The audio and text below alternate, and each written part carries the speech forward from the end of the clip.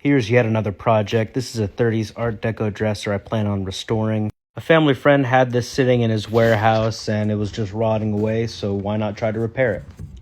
It's beat up, it's dirty, but you never know.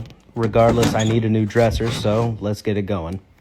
On this bottom right leg, there's quite a bit of termite damage.